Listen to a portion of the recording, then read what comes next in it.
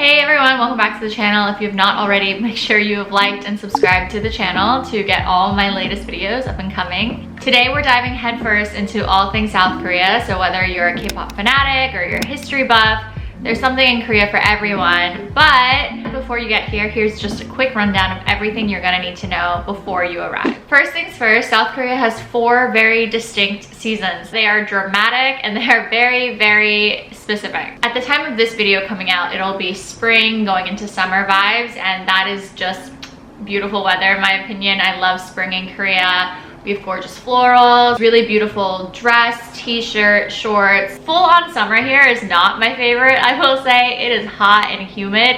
It's that type of hot where just standing outside, you will be perspirating. So if you are coming in the summer, make sure you are bringing Western style deodorant, because I will warn you, Korean deodorant, not very strong, but just be prepared. Fall is also an amazing time to be here. I would say fall and spring are the 2 best seasons to enjoy Korea at its peak. Now winter, it gets very, very, very cold here in South Korea. We do get snow, we get ice, we get wind in your face. If you like all of that, then please come during the winter. If you are not so sure, then maybe think about another season. For visa entry and requirements, again, each country is very specific, but we are kind of back to the pre-COVID type, where a lot of visiting countries, you do not need a visa for 90 days as a tourist, and there are obviously specific countries where you will need visas, so make sure you're Googling all those for the correct documents, but we no longer require any like COVID type of documents. Currency exchange. The official currency of South Korea is the Korean won. I would suggest having a little bit with you before you leave the airport. So whether you land and exchange some of it at the airport or you already have some of it on hand, that's always going to be helpful. Korea is very card friendly. However, there are going to be specific places like traditional street markets, certain restaurants where they don't accept card. So you're going to want to have that on hand. A great place to exchange cash, apparently from my aunt, pro tip, is in Myeongdong. So if you already exchanged some cash but you want to exchange a bit more and you're already in the area, here Myeongdong has some great currency exchange rates, so go check that out. That's not verified, but my aunt usually knows what she's talking about when it comes to this kind of stuff, so I really trust her. Culture and customs. In a lot of Asian countries, you're gonna find a slight bow to be a sign of respect and just good manners. It doesn't need to be a full 90-degree bow. We're not going like full on here. Just like a nice little dip. Don't be surprised when people do that to you, and you can do a little dip back. Also be mindful that there is no tipping culture here in South Korea. That is one of the things I do find nice, where I don't need to do additional mental math when I'm buying for things. What you're paying for is what you're going to get, so you don't need to tip on top of that. If you do tip, some people get really freaked out. So it's not like a, you know, it's just not something that we do here. Getting around. This part is probably really, really important, so listen up. Most likely if you're coming to South Korea, you're going to come to Seoul and you're going to be landing from Incheon Airport, which is the main international airport of the city. Now there are 3 ways to get to and from the airport. So this is good for also going back to the airport when you need. The first is the easiest and probably most convenient, is to take a taxi. There is a taxi app that I personally always use in Korea, and what most Korean people use here is called Kakao Taxi.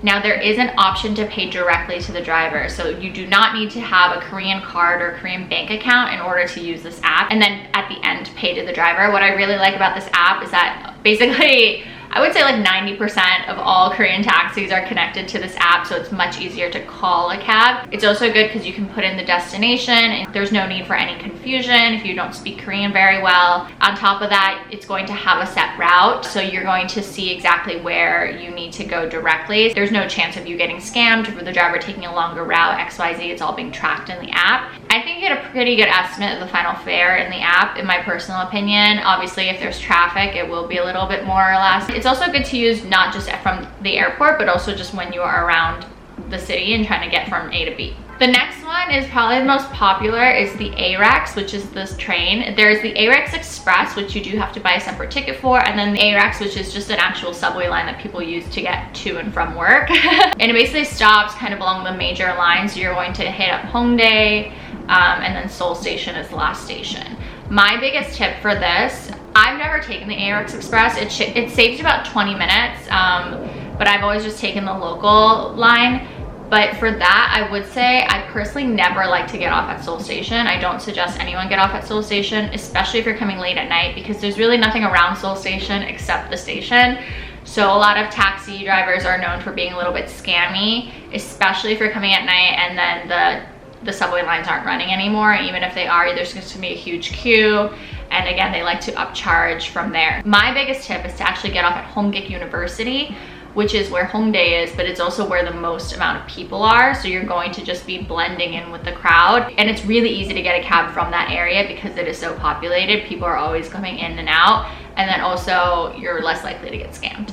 The last one, and my personal favorite, just because I find it kind of the easiest, the most direct to location, is the airport bus. It is a little bit more expensive than the subway. It's about 17,000 won currently, I believe, but it gets you more into the area that you're probably going to need to go. So there are different airport buses that go to different areas.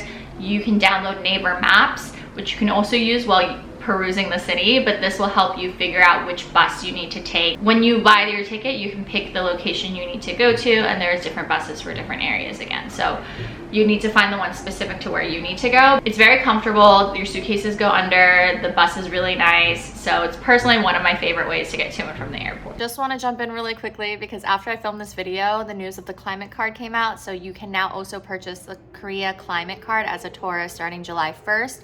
There's a couple day pass options you can choose from, but basically it's unlimited rides for the buses and subways here in Seoul. So if you're in Seoul for like a short term, the climate card might be the route because it's unlimited rides. There's also discounts on certain facilities. You can buy the physical cards here, and you can also recharge them at any subway charging machine. Communication is key. Now in Korea, the official language is Korean. I would say that a lot of people find it quite easy to navigate using English.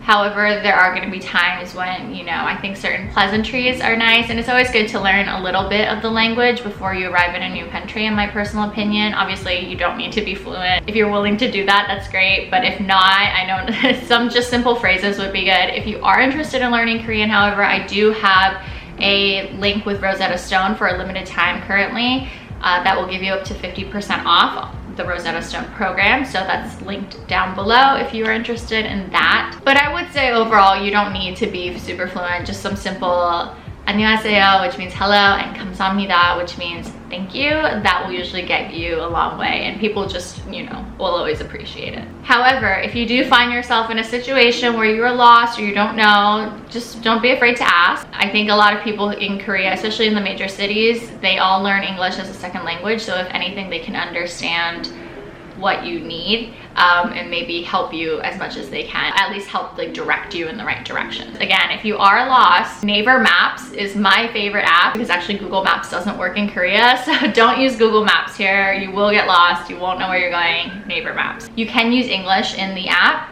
as well, so it's very user friendly, and it's a great way to figure out, you know, what trains you need to take, what bus you need to take, if you can walk there, XYZ.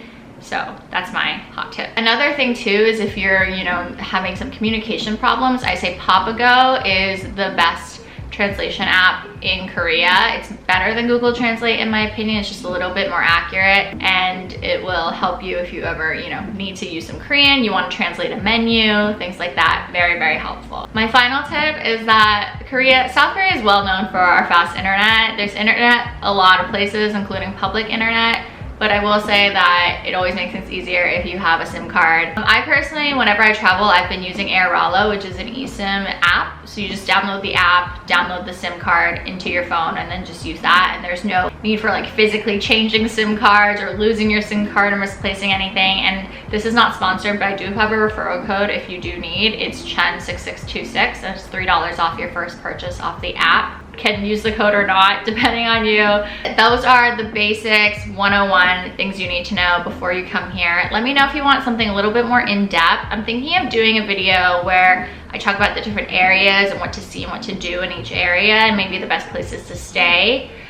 So let me know if you're interested in something like that. If you have any questions, please leave them down below. I'm happy to answer them. If you have anything coming up that you need questions about your trip, things you might want to see or do, please hit me up down below. I will be replying to those. And in the meantime, as always, don't forget to like, comment, and subscribe, and I will see you in the next one. Bye!